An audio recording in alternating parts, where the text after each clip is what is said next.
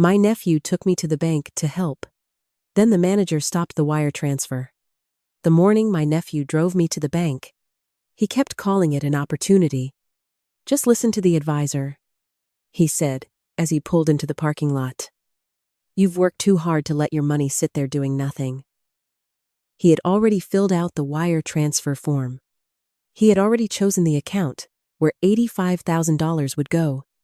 And tucked inside the folder on his lap was a power of attorney with my name signed at the bottom. But I had never signed it. When the branch manager asked to speak with me privately, my nephew's smile disappeared. Then she looked me in the eye and said, "Mrs. Clark, before we transfer a single dollar, I need to ask you one question without him in the room. If you believe help should never require secrecy or pressure, subscribe to the channel and tell me in the comments. Would you stop a family member from managing your money if something felt wrong?" My name is Rebecca Clark. I was 68 years old when I learned that people do not always try to take from you by force. Sometimes they take you out for coffee first. Sometimes they tell you they are proud of how carefully you have saved. Sometimes they sit beside you in your own living room, speak warmly about your future, and make greed sound like concern. My nephew Matthew was my late sister Lorraine's only son. After Lorraine and I became distant, I worried that my relationship with Matthew would disappear too. He was 36, charming when he wanted to be, and always quick with a hug. When he was younger, he spent summers at our house because Lorraine worked long hours at a grocery distribution office. William taught him how to change a tire in our driveway. I taught him how to make grilled cheese without burning the bread. When he was 12, he broke the lamp in my living room while tossing a baseball indoors. He stood there, pale and trembling, waiting for me to shout. Instead, I handed him a dustpan and said, "You can help me clean it up." He cried anyway. That was Matthew. Sensitive. Impulsive. Always afraid people would stop loving him the moment he made a mistake. Or at least that was who I thought he was. By the time he turned 36, he had moved through 3 sales jobs, 2 apartments, and 1 failed attempt at starting an online marketing business. He never seemed completely settled. But I did not judge him for that. Life is difficult. People take longer paths than they expect. He started visiting me more often after William died. At first, I was grateful. He changed a light bulb above the garage door when I could not reach it safely. He helped carry a heavy box from the basement. He brought me takeout on the anniversary of William's death and sat with me while we watched an old black and white movie William loved. "You don't have to do all this alone, Aunt Rebecca," he told me. That sentence mattered to me. After you lose someone, the world becomes full of things that suddenly require more than one pair of hands. A jarlid, elel, a doctor's form, a driveway covered in snow. Matthew filled some of those spaces, and that is why I did not notice the questions at first. The questions came casually. "Aunt Rebecca, are you still living off your pension and Social Security? Did Uncle William leave you investments? Do you have a financial advisor? Or do you just let the bank handle it?" At first, I answered the way older people often answer younger relatives when they assume the questions are harmless. "I'm fine." That should have been enough. But Matthew would smile and keep going. "I'm only asking because I'm interested in investing now." Or, "I wish I had your discipline." Or, "You should be earning more than the bank gives you." I had spent most of my adult life believing that a person did not need to announce every boundary. Sometimes, a change of subject should be enough. Sometimes, "I'm fine" should be understood as a complete answer. But Matthew treated every vague answer like an invitation to ask again later. One Sunday afternoon in September, he came over while I was trimming dead flowers from the front garden. He leaned against the porch rail and watched me work. "You should hire somebody for that," he said. "I enjoy it." "You shouldn't have to." "I don't have to. I choose to." He smiled, but it was an impatient smile. That's exactly what I mean. Aunt Rebecca, you've got enough money to make your life easier. I looked up. Why are we talking about my money while I'm holding garden shears? I'm just saying, you're not getting younger. The words were not cruel on their own, but something about the way he said them made me still. He walked closer. I've been looking into a safe investment. Nothing risky. It pays better than a regular savings account. You could put in a little, test it out, and start earning real returns. Matthew, I have an advisor. Those advisors only care about fees. Mine is a woman named Sonia. She has handled my accounts carefully for years. He made a face. Banks are not where people build wealth. Banks are where I keep my money safe. He laughed as if I had said something old-fashioned. Maybe I had, but I did not mind being old-fashioned when it came to money. I had spent a lifetime earning. He did not mention the investment again that day. Instead, he helped me carry the garden waste to the curb, stayed for iced tea, and told me about a possible new job with a company in Columbus. Before he left, he hugged me. Think about it, he said. I did. Not because I wanted to invest with him, because I wanted to understand why he was so interested. 2 weeks later, I received a letter from my bank. It was a routine security notice. My account had been flagged for recent inquiry regarding authority and account management. The letter stated that no changes had been made, but I was encouraged to contact the branch if I had questions. I called immediately. Sonia Patel, the branch manager, came on the line. Mrs. Clark? I'm glad you called, she said. What happened? A man came into the branch earlier this week and asked whether a durable power of attorney would allow him to make investment-related transfers on your behalf. My hands tightened around the phone. Who was he? He identified himself as Matthew Brooks. I sat down at my kitchen table. What did you tell him? That we would need the original document reviewed by our legal department, and that we could not discuss your accounts without valid authority. Did he have any paperwork? He said he was bringing it in later. I looked at the wall calendar above my stove. The little square for Tuesday had one note in blue pen. Matthew visited. He had been at my house that afternoon. He had helped me move a box of old photo albums from the hall closet into the guest room. At one point, I had gone outside to bring in the mail. He had been alone in the house for maybe 3 minutes. Maybe less. But 3 minutes is a long time when someone is looking for the right document. I walked to the small desk in my office. The bottom drawer held a black file box with copies of my will, my insurance papers, old tax returns, and the estate documents William and I had prepared years earlier. The box was not locked. I had never thought it needed to be. I pulled it out and opened it. Everything looked normal at first. Then I noticed the folder marked Personal Documents was slightly bent at the corner. The pages inside had been shifted. I could not prove Matthew had touched it, but I knew I had not left it that way. There was a particular kind of dread that comes when a suspicion becomes possible. Not proven. Not yet. But possible enough that you cannot return to the comfort of pretending you imagined it.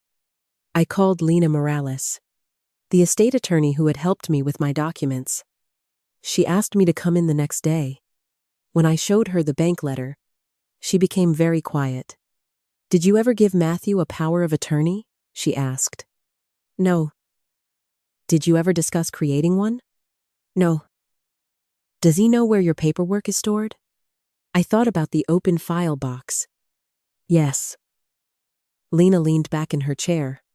Rebecca, I want you to take this seriously. A power of attorney can give someone broad authority if it is valid. If anyone presents a forged document, that can create serious legal trouble for them. But our first priority is protecting you. What should I do? Secure every original document. Inform the bank in writing that you have not appointed Matthew as an agent. And do not meet with him alone if he pressures you about money. I felt ashamed again, not because I had done anything wrong, but because I had been kind.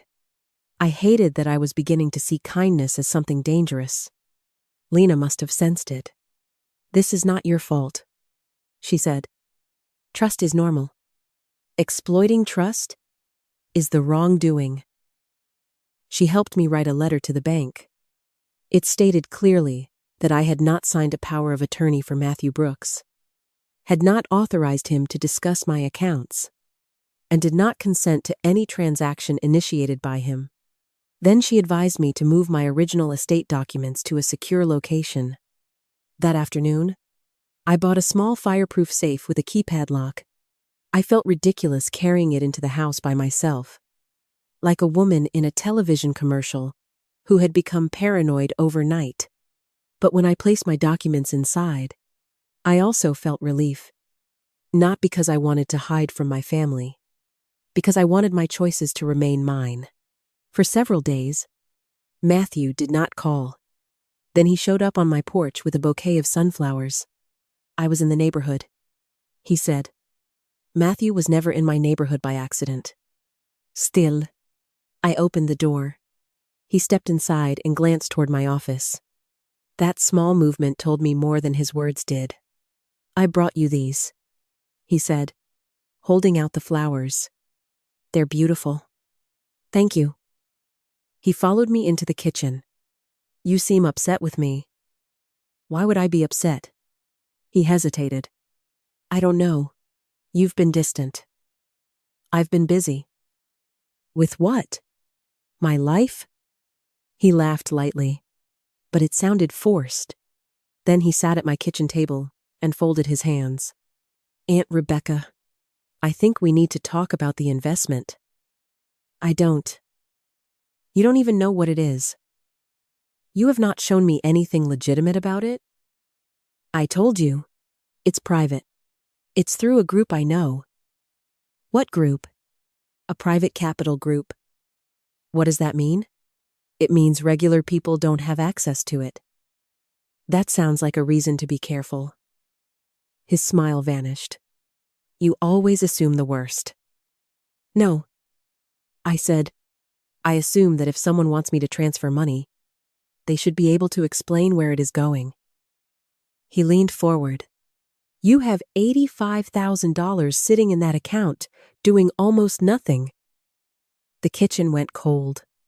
I had never told Matthew how much was in my savings. Not once. I looked at him. "How do you know that?" For the first time since he arrived, he looked truly startled. Then, he recovered too quickly. "You mentioned it." "No, I didn't." "Yes, you did. Maybe you forgot." There it was.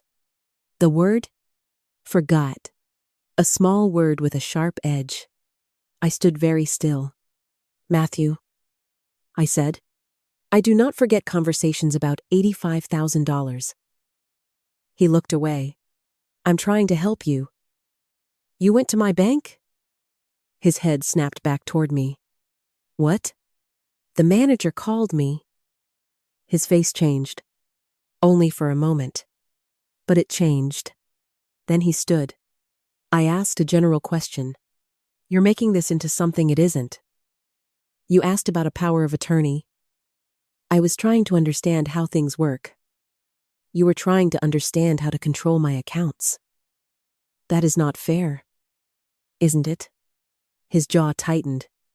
"You know what? Fine. Keep your money in the bank. Let it sit there.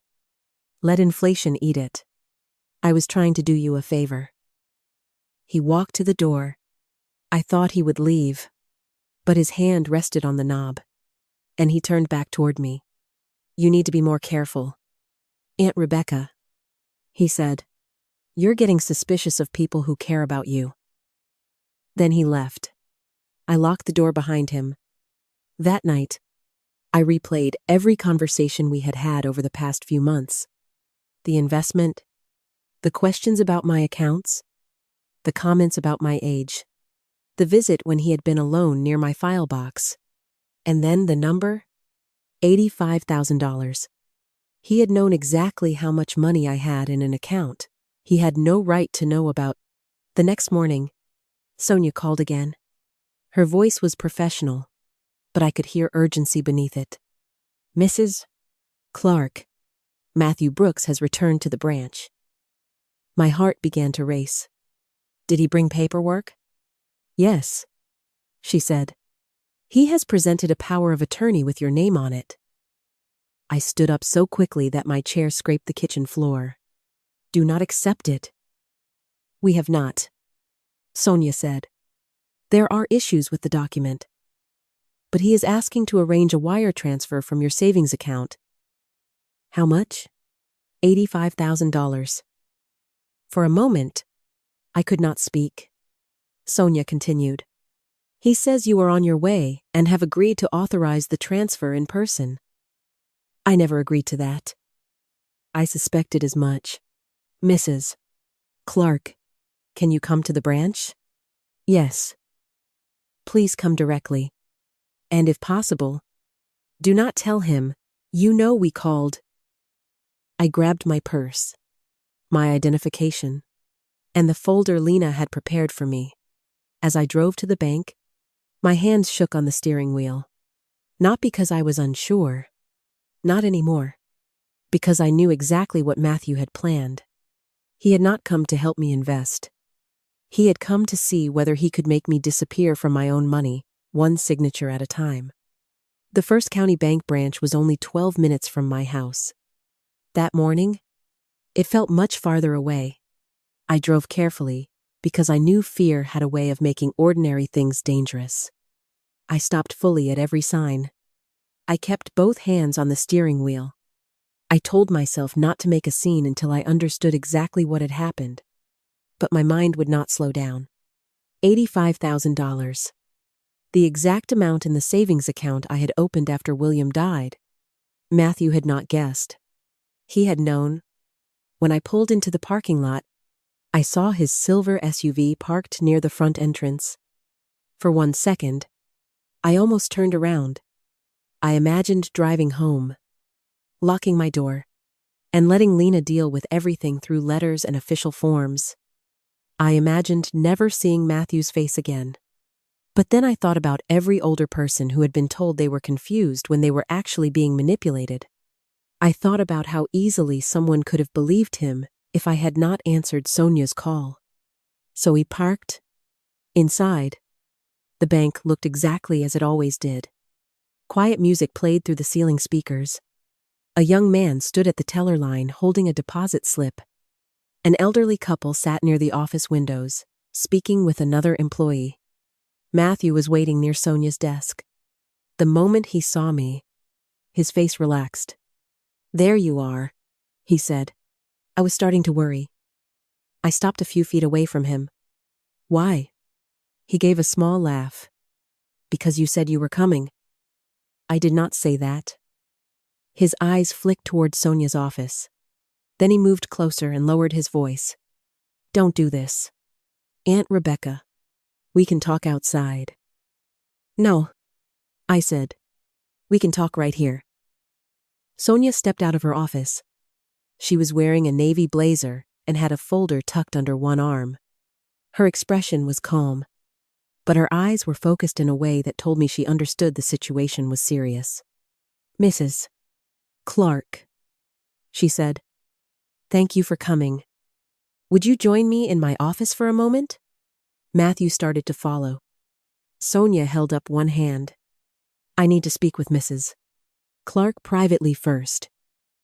Matthew's smile disappeared. I'm her nephew, he said. I understand, Sonia replied. But this is a private banking matter. I have power of attorney. We are reviewing the document you provided. That document gives me authority. It may, Sonia said. But until our review is complete, I need to speak to Mrs. Clark alone. Matthew looked at me. Aunt Rebecca, tell her I'm helping you. I held his gaze. You are not helping me. His face hardened. Then Sonia guided me into her office and closed the door. For a few seconds, neither of us spoke. I could see Matthew's outline through the frosted glass panel. He stood just outside, shifting his weight from one foot to the other. Sonia sat across from me. "Mrs. Clark, I need to ask you some questions. Please answer, only if you are comfortable." "I understand. Did you ask Matthew Brooks to arrange a wire transfer today?" "No." "Did you approve an $85,000 transfer to an investment account?" "No." "Have you reviewed the recipient account information?" "No." "Did you sign a power of attorney appointing Matthew Brooks as your agent?" "No." The room went very quiet. Sonia opened the folder in front of her. "Can you look at this signature and tell me whether it is yours?" She turned the document around. At the bottom of the page, just above a notary stamp, was my name, Rebecca Ann Clark. The letters leaned too sharply to the right. The capital R was too tall. My signature had been copied, but it had been copied by someone who had seen it only on a check or old document. I knew immediately it was not mine. "No," I said. Sonia nodded once. "Thank you. That is what I needed to know." My throat tightened. Was he going to transfer my money? He requested the wire. "The funds have not been transferred." "What happens now?" "We have placed a temporary hold on the account to prevent unauthorized transactions. Our fraud and legal teams will review the document. We will also need to preserve any records related to today's visit." I looked at the false signature again. A forged power of attorney. I had known something was wrong. I had felt it in every question Matthew asked. Every time he called me forgetful. Every time he smiled as if concern gave him the right to know what was in my accounts. But seeing my name forged on a legal document was different. It made the betrayal real, in a way that no suspicion ever could. Sonia continued. "There is something else you should know. Mr. Brooks was very specific about the destination of the wire transfer." "Where was it going?" She handed me another paper. The account was registered to a company called Northbridge Asset Partners. The address was a suite in a commercial building in Dayton. The wire instructions listed a bank in another state. There was no investment prospectus, no contract, no licensing information, and no evidence that I had been given any meaningful explanation of what I was supposedly investing in. "Is this a legitimate company?" I asked. "I cannot give legal conclusions," Sonia said carefully. "But I can tell you that the documentation Mr. Brooks presented did not match the kind of information we normally expect for a client-directed investment transfer." "What does that mean?" "It means it raised concerns." I looked through the papers. There was a typed paragraph describing a secured private lending opportunity with a promised annual return of 14%. 14%. William used to say that if someone promised you an easy return, they were usually asking you to carry the risk they did not want. I felt sick. Could Matthew have lost money in this? "It is possible," Sonia said. "But we do not know yet. He may have been misled himself. Or he may know exactly what he is doing. That will need to be investigated." I thought about Matthew in my kitchen. "We are drowning." He had not said those words. Marisa had. In another story of betrayal that still lived close to my heart. But I had heard the same desperation in Matthew's voice when he talked about investments. Maybe he had debts. Maybe someone had promised him a way out. Maybe he had convinced himself he could take my money. Double it. Return it before I noticed. And call it help. But a person's fear does not give them permission to forge your name. I looked at Sonia. What should I do? First, do not sign anything today. Second, contact your attorney. Third, if you believe the document was forged, you may want to report it to law enforcement. I nodded. Then I asked the question I had been afraid to ask. Can I leave through another door? Sonia's expression softened. Of course. But before we could stand, there was a knock on the office door. Matthew's voice came through the glass. Aunt Rebecca, I know you can hear me. Sonia looked at me. Do you want me to ask him to leave? Part of me did. But another part of me wanted to see his face when he understood that his plan had failed. I'll speak with him, I said. But not alone. Sonia opened the door. Matthew stood there with his arms folded tightly across his chest. What is taking so long? He asked. Sonia answered before I could. Mrs. Clark has confirmed that she did not authorize this transaction. His expression froze. Then he looked at me. Aunt Rebecca, you're confused. The words were so familiar now that they barely hurt. You are the one who is confused. I said, you think I will believe you after you forged my signature? I didn't forge anything. Then how did a power of attorney appear at the bank with my name on it? I had paperwork prepared because you told me you wanted help. I never said that. You did. You said you were worried about finances. I said I wanted to review my bills. That is the same thing. No, I said. It is not. He ran both hands through his hair. This is ridiculous. You're blowing up your own family over a piece of paper. Sonia stepped forward slightly. Mr. Brooks, that document is under review. We will not discuss further details with you at this time. Matthew ignored her. Do you know what I have been dealing with? He said to me. Do you know how hard it is to watch you sit on money while everyone else is struggling? The branch seemed to go silent around us. Even the people waiting near the teller line glanced in our direction. I felt my face grow warm. Not with shame. With clarity. There it was. The truth underneath the concern. Not my safety. Not my future. Not the investment. My money? You do not get to tell me what I should do with what I earned. I said, it could have helped all of us. You did not ask me for help. Because you always say no when people ask for too much. I stared at him. What did you need? Matthew? He looked away. For the first time, I saw something close to fear in his face. But he did not answer. Instead, he said, you wouldn't understand. I understand more than you think. His jaw tightened. Then he turned and walked toward the exit. At the door, he looked back once. I hope you enjoy being alone, he said. The sentence hit hard because he knew exactly where to aim it. I had been widowed.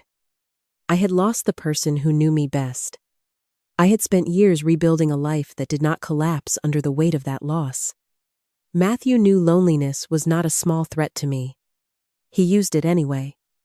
But I did not call after him. I did not apologize. I stood beside Sonia and watched him leave. As soon as the door closed behind him, I took a long breath. My knees felt weak. Sonia guided me back into her office and handed me a glass of water. You handled that very well? She said. I don't feel like I did. You set a boundary under pressure. That is difficult for anyone. I held the glass with both hands. Then she told me something I had not expected. Mrs. Clark, there is a security camera above the entrance. And another camera that captured the interaction at the counter. We will preserve the footage. We also have a copy of the document Mr. Brooks submitted and the wire transfer instructions. Will you give those to my attorney? With the proper request? Yes. I thanked her. Then I called Lena from the bank parking lot. She answered on the first ring. Rebecca? He had a forged power of attorney. I said. For a moment, she was silent. Then her voice became very calm. Are you safe? Yes. Are you alone? I'm in my car. Stay there. I'm going to ask you a few questions. And then I want you to come directly to my office. I told her everything. The transfer amount. The fake signature. the investment company, Matthew's reaction, the bank security footage. When I finished, Lena said, "You did exactly the right thing." Do you think he forged it himself? I do not know. But I think we need to assume he may have had help. That thought chilled me. Matthew had never been organized enough to prepare legal documents carefully. He did not know how to fill out a power of attorney, find a notary, or create a wire transfer package that looked convincing. Someone had guided him. Someone may have shown him how. At Lena's office, she made copies of every paper Sonia had given me. Then she asked me to think carefully about the days before Matthew first raised the investment idea. Did he mention a friend? A business partner? A financial advisor? Anyone who seemed to influence him? I thought back. Then I remembered a name. Derek Vaughan. Matthew had mentioned him once during dinner at my house. He's a guy I met through a networking group, Matthew had said. He understands money. He's helping me finally get ahead. At the time, I had barely paid attention. Now I told Lena. She wrote it down. Did he ever bring Derek to your home? No. Did you ever speak with him? No. Lena searched the name on her computer. I watched her face as she read the screen. What is it? I asked. There are several civil complaints connected to a man with that name, she said. I cannot say yet whether it is the same person, but some involve unregistered investment offers. My stomach tightened. Is Matthew involved in a scam? Possibly, Lena said. But whether he was deceived or participating willingly does not change the fact that he attempted to use a forged document to move your money. I looked down at my hands. I wanted Matthew to be a victim. I wanted someone else to be the villain who had pressured him, tricked him, pushed him into something terrible. It would have hurt less. But the truth is, even a frightened person makes choices. And Matthew had chosen to lie to me, search for access to my accounts, forge my name, and bring me to a bank where he believed I would be too embarrassed to say no. Lena prepared a written statement for me to review. She did not force me to sign it immediately. She explained each part, each possible next step, and each question I would have to answer. Then she said something I will never forget. You do not owe him silence just because he is family. I signed the statement. By evening, the bank had confirmed that the wire transfer had been stopped before any money left my account. The fraud department had escalated the case. Lena contacted the appropriate investigators and asked the bank to preserve all documents and recordings. I went home exhausted. My house was dark when I arrived. I stood in the foyer for a moment, listening to the quiet. Then I saw something on the floor beneath my mail slot. An envelope. No stamp. No return address. My name was written across the front in Matthew's handwriting. Inside was a single sheet of paper. It said, "You have no idea what you just did. Derek is going to come after me. If you cared about me at all, you would help me fix this." At the bottom, beneath those words, was one final sentence. "Please don't tell the police." I read it twice. Then I folded the paper carefully, placed it in a plastic sleeve, and called Lena. Lena told me not to respond to Matthew's letter. "Not yet," she said. "Keep it. Preserve it. Let the evidence speak before emotion does." That was difficult. Every instinct I had as an aunt wanted to call him. I wanted to ask if he was safe.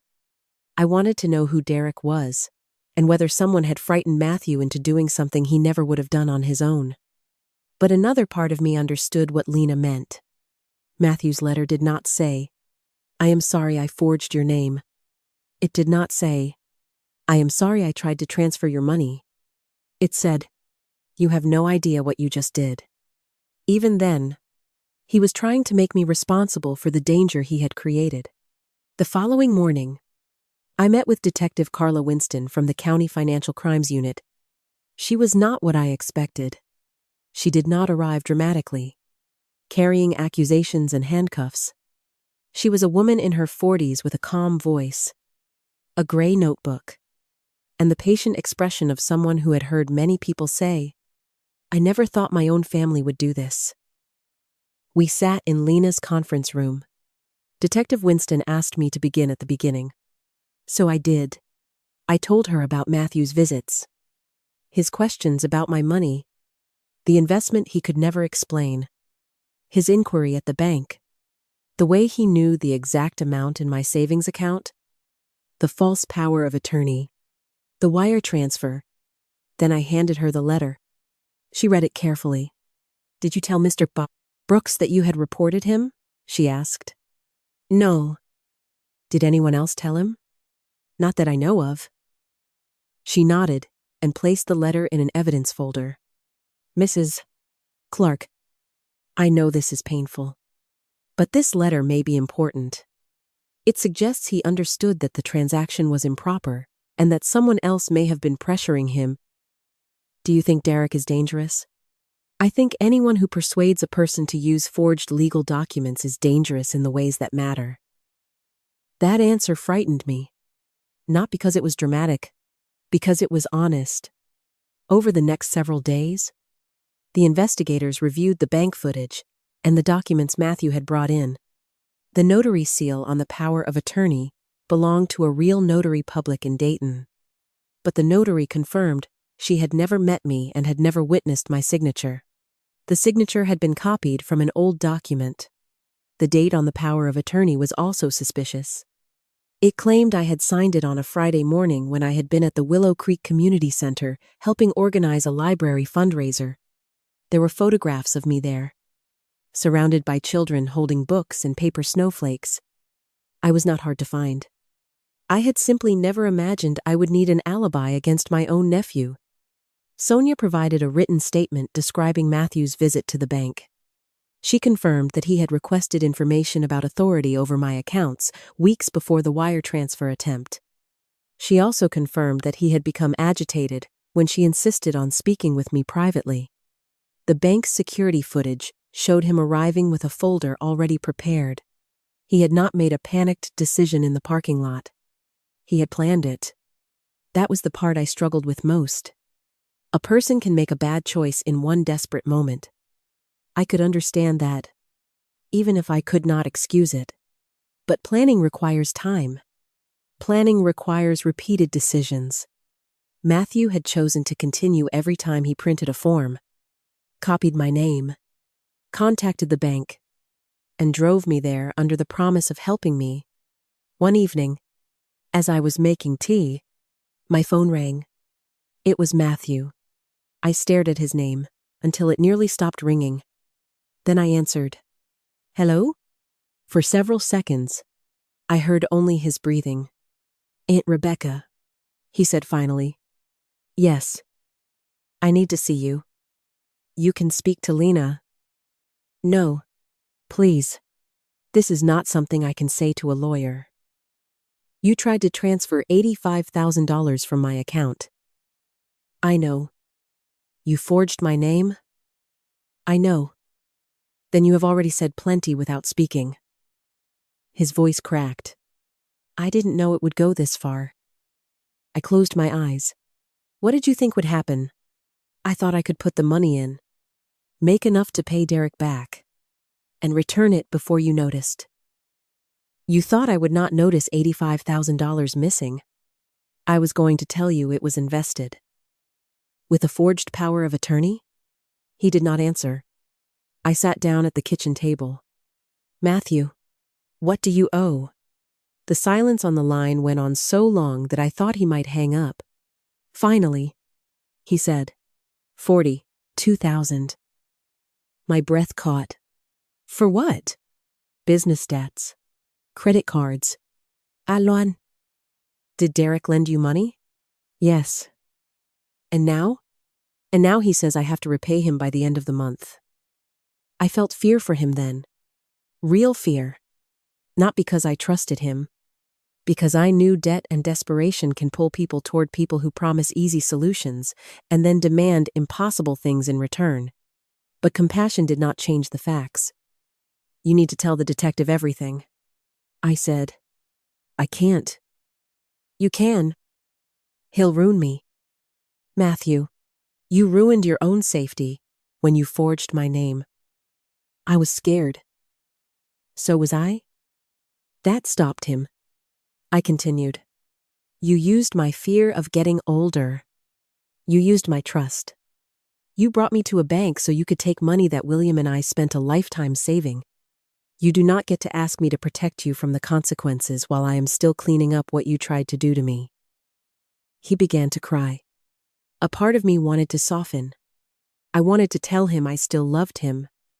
I wanted to say he was not a bad person. But love without truth becomes another kind of lie. "I will not lie for you," I said. "I will not withdraw my statement. I will not give you money to solve a debt you hid from me." "Then what am I supposed to do?" "Tell the truth." He hung up. The next morning, Detective Winston told me Matthew had contacted her. He came in with an attorney. And he talked. Derek Vaughn was not a licensed investment advisor. He had met Matthew through a social media group for people trying to get out of debt. Derek claimed he could help struggling business owners access private investment pools if they had relatives with cash savings or home equity. At first, Matthew had only given Derek general information about me. My age. That I was widowed. That I owned my home. That I had savings. Then Derek had pushed harder. He told Matthew that older relatives often allowed family members to manage money if it was presented as protection. He told him a power of attorney could be created quickly. He told him that once the wire transfer was complete, the money could be moved through accounts that were difficult to trace. Matthew told investigators he had not wanted to hurt me, but he admitted he had taken photographs of documents in my office during one of his visits. He had used an old signature from a tax form to create the false power of attorney. Derek had helped arrange the notary seal and prepared the wire instructions. The moment Matthew said those words, I knew my nephew had crossed a line that could not be uncrossed. The investigators opened a larger case. They found that Derek had approached other people through similar arrangements. Some had lost money. Others had stopped the transfers in time. Matthew's cooperation helped them identify records and contacts that otherwise might have remained hidden. That did not erase Matthew's role. It simply made the truth bigger than I had realized. The legal process moved slowly, as it should. There were meetings, documents, statements, court dates that changed, questions that had to be answered carefully. I did not attend every hearing. Lena told me I did not have to make my whole life revolve around the harm someone else had caused.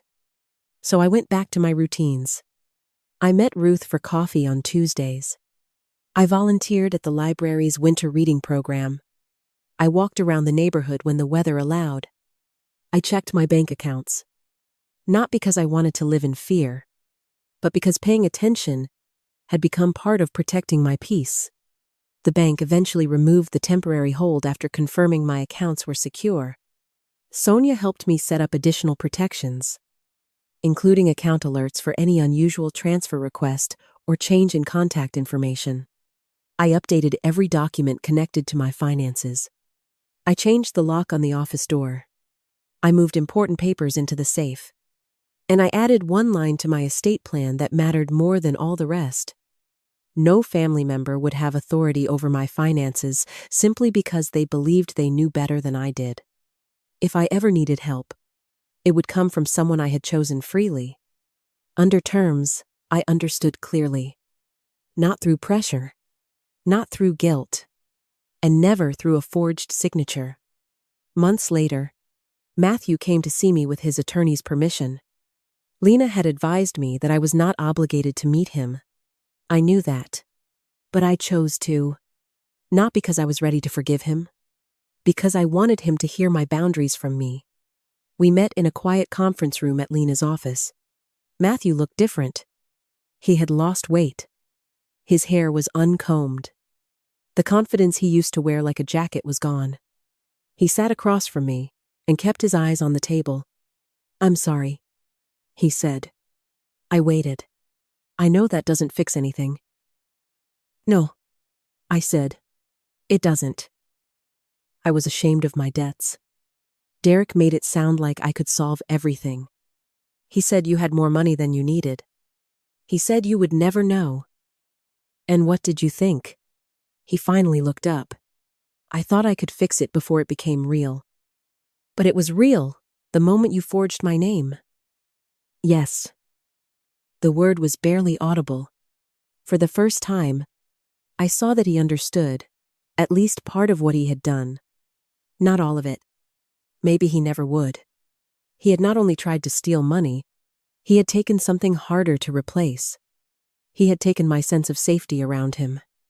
"I loved you like a son," I said. His eyes filled. "I know. You came into my home? You sat at my table. You let me believe you were worried about me. And while I trusted you, you looked for a way to turn my life into an account you could access. I know. I may someday forgive you for my own peace. But forgiveness does not mean trust returns. It does not mean you come into my home whenever you want. It does not mean you ever handle my money or my documents." He nodded slowly. "I understand. And if you want to rebuild anything with me, it will take time. It will take truth. It will take actions that cost you something." He wiped his face with both hands. "I'll do it." I did not promise him anything. I only said, "Then begin." The case against Derek continued for many months. I learned later that he faced charges related to fraudulent financial schemes and forged documents connected to more than one family. Matthew faced consequences too. His attorney negotiated an agreement that required him to cooperate fully, complete financial counseling, repay certain costs, and accept responsibility for the attempted fraud. Some people told me I should have pushed for the harshest possible punishment. Others said I should have forgiven him immediately because he was family. But justice is not choosing between cruelty and weakness. Justice is telling the truth and allowing consequences to follow. I did not want Matthew destroyed. I wanted him stopped. I wanted him to understand that desperation does not turn theft into help. And I wanted to make sure he could never do this to someone else. The next Thanksgiving, he sat at a smaller table. Ruth came. Denise came. George came. Tyler came with his parents. But only after Eric and Marissa had worked hard to rebuild the trust they had once damaged. Matthew did not attend. He was not ready. And neither was I. There was no dramatic empty chair. There was simply a boundary. A space at the table that would remain open only when honesty had earned its way back. Before dinner, I stood by the kitchen window and watched the first snow fall across Maple Lane. William would have loved it. He always said the first snow made every house look as if it had been forgiven. I did not know if that was true. But I knew this. I had not lost my money. I had not lost my home. And I had not lost my voice. My nephew took me to the bank, believing I would be too polite, too frightened, or too confused to stop him. Instead, the manager asked one private question. And because I answered honestly, the truth had somewhere to begin. If Rebecca's story moved you, please like this video, subscribe for more powerful elder justice stories, and leave a comment below. Would you give a family member a second chance after they forged your name? Or would you close the door for good? Your voice may help someone else protect their independence before it is too late.